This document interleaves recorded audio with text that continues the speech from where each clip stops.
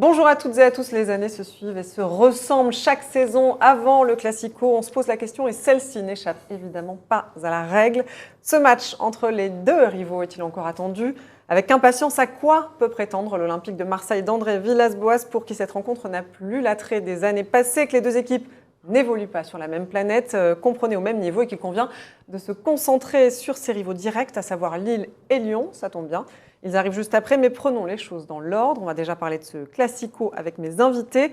Et pour ce faire, j'ai la chance d'avoir à mes côtés, je commence par le nouveau, messieurs, si vous permettez, Michel Allary, supporter abonné au Stade Vélodrome depuis plus de 30 ans. On a hâte de vous entendre, Michel, sur l'attrait justement de ce Classico. Merci en tout cas d'être avec nous aujourd'hui. Bonjour Laurie, merci. Face à vous, Mario Albano, grand reporter au service des sports de la Provence. Mario, bonjour. Bonjour Laurie. Vous étiez en conférence de presse vendredi matin. On va parler des dernières déclarations côté OM avec vous. Et enfin, pour terminer, Jacques Bayle, qui nous fait le plaisir également d'être ici. Bonjour Jacques. Bonjour Laurie, bonjour à tous. Agent de joueur, consultant. On va parler de votre réponse au coach olympien sur les réseaux sociaux d'ici quelques secondes. On commence donc, messieurs, avec le premier thème de ce JT de l'OM spécial Classico. Est-il encore attendu ou n'est-il qu'un match bonus? Alors Michel, je vais commencer avec vous. Est-ce que les supporters, justement, l'attendent encore ce match et comment vous le voyez, ce match? Alors l'attendre, on l'attend toujours. C'est une date dans on le calendrier, on la coche, que ce soit ou à Paris ou au Vélodrome la prochaine fois. On la coche, c'est super important. C'est comme ça depuis pas mal d'années. Donc on l'attend avec impatience parce qu'on a envie de faire tomber ces Parisiens de leur estrade un petit peu là. 8 ans que l'Olympique de Marseille n'a pas gagné 2011, au Parc des Princes. Voilà. Ouais.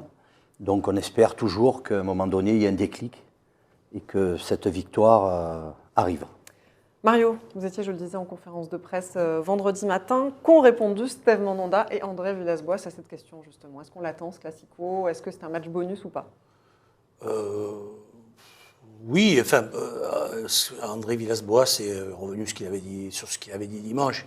Effectivement, il ne part pas pour le perdre, mais que les matchs les plus importants sont ceux qui viennent après. Parce que c'est sûr que si l'OM battait Paris mais perdait contre Lille et Lyon, on ferait une mauvaise affaire. Il vaut mieux prendre 3 points dans les matchs, entre guillemets, à 6 points que contre Paris. Et puis, en plus, comme j'ai écrit en début de semaine, on a vu que quand Reims a gagné à Paris, 3 jours après, ils ont perdu à domicile contre Dijon.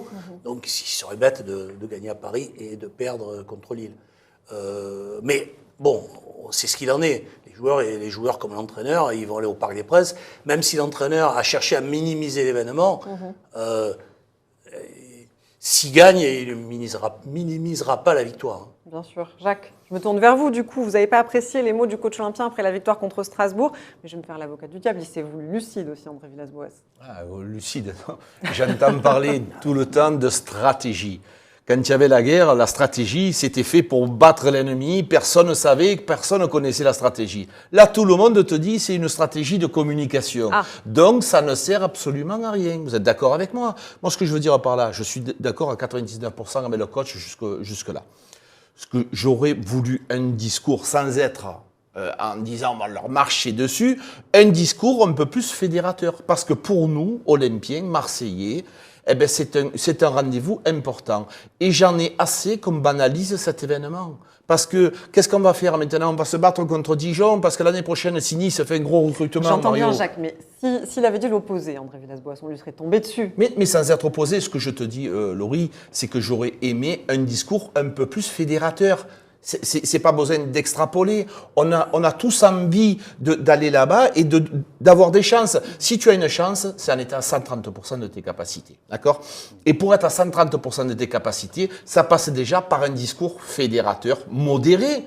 Mais moi, je trouve qu'on est à l'envers. C'est ma façon de penser, elle m'appartient. J'ai pas dit que j'avais raison. Pour moi, j'aurais commencé dès maintenant à motiver mes joueurs en leur disant on a quand même un effectif important, intéressant, et bon, c'est pas des extraterrestres. Et effectivement, tu as 4 ou 5 joueurs offensivement qui sont au-dessus du lot. Mais en faisant une équipe différente, peut-être qu'on peut espérer quelque chose. Autrement, on y va nous, Mario, toi et moi, et puis ça suffira peut-être. Non, moi j'y vais pas. C'est du bluff, Mario, ou c'est une manière de dédramatiser alors? Après, je sais pas ce qu'il leur dit à eux, parce que il y a une façon de parler à l'extérieur. Bon, après, tout le monde se félicite du discours d'André Villas-Boas, de sa manière sincérité, de gérer sa communication. Oui. Bon, alors après, peut-être qu'il n'y a ni bluff, ni stratégie, mais simplement une façon d'être sincère. Et peut-être qu'après, à l'intérieur, il a un discours beaucoup plus, comme tu dis, fédérateur. Alors c'est vrai que, il dirait, écoutez, on nous dit qu'on n'a aucune chance, mais nous, on va y aller pour gagner, même si de façon comptable les autres matchs sont plus importants.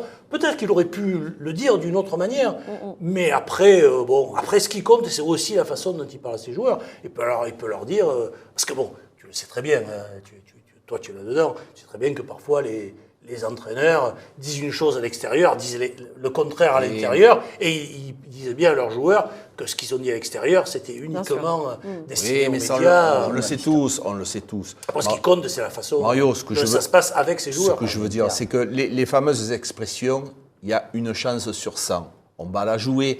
Tu vas le jouer 99 fois, tu vas le perdre 80. Mais il existe une chance.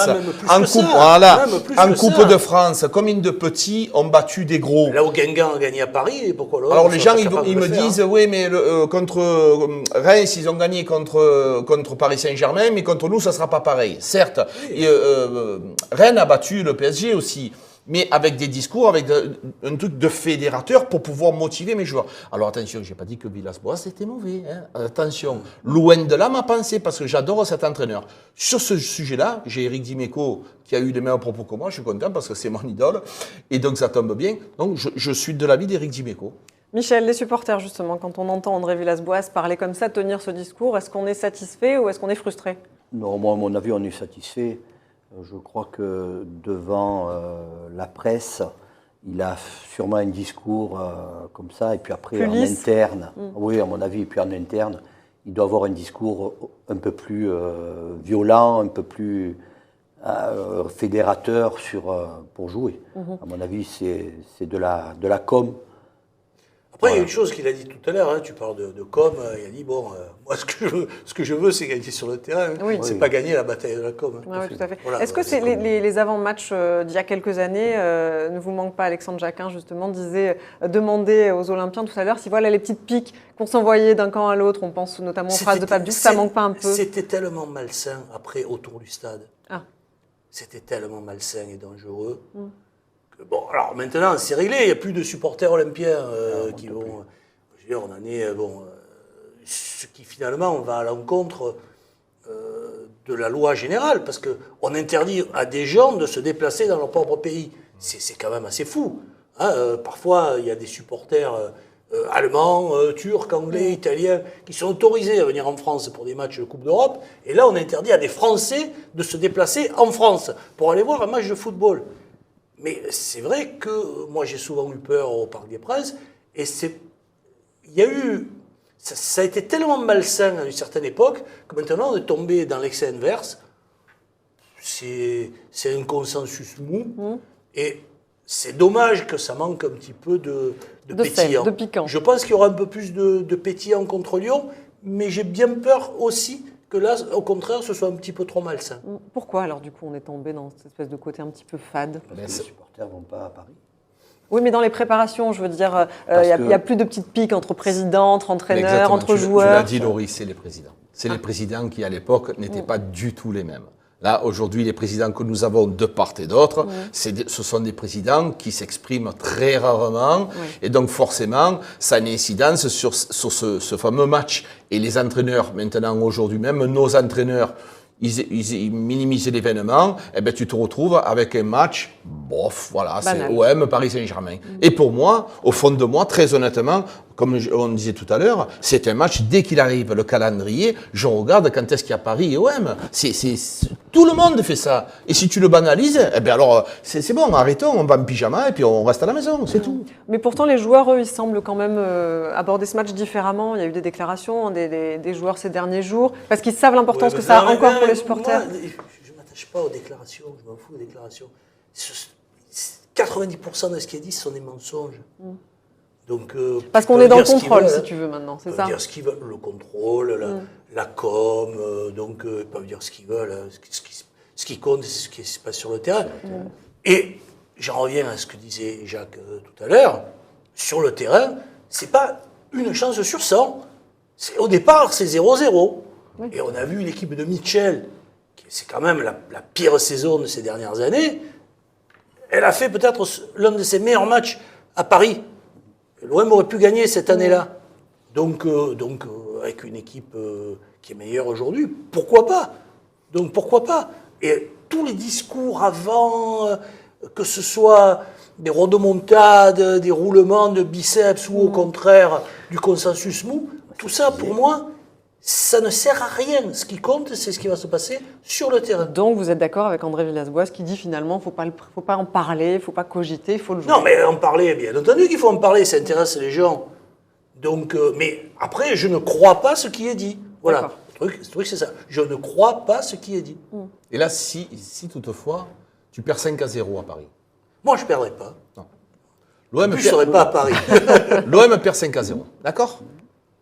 Comment ça se passe lundi? On dit quoi? On dit que bon, ben, finalement, tu vois, il avait raison, qu'il fallait... ou alors on dit ben, peut-être qu'il aurait fallu plus les motiver, les joueurs. Moi, je veux que lundi, selon le résultat, on puisse avoir effectivement là des rendez-vous et des réunions ou des plateaux et faire un compte rendu de ce qui s'est passé réellement et qu'est-ce qu'on aurait pu faire pour améliorer le résultat. Parce que moi, je pense qu'on a quand même les possibilités, les capacités de lutter contre cette équipe. Et en ayant un discours, alors arrêtez avec cette stratégie, la communication, le patin, le coup fait, arrêtons. Voilà. C'est pas la NASA le football, hein. C'est quand même 11 contre 11, voilà. Et on va pouvoir lutter avec nos adversaires, moi je pense, c'est tout. Oui, au départ, il y a 0-0. Hein. Le jeu Voilà, de dimanche nous fera avancer pour lundi. Exactement. Si tu perds, on trouvera toujours des raisons tactiques qui n'ont pas allé.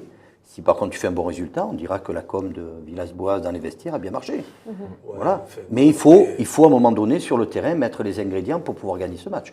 Ce qu'il faut surtout, c'est pas avoir de regrets après. Ah bah oui. Voilà. Parce que perdre 5-0 ou perdre 1-0 avec des regrets, c'est pas la même chose. Parce que 5-0, c'est quand même un gros coup sur la tête. Avec les matchs qui arrivent après, bah, il vaut mieux pas ne prendre un gros coup sur la tête.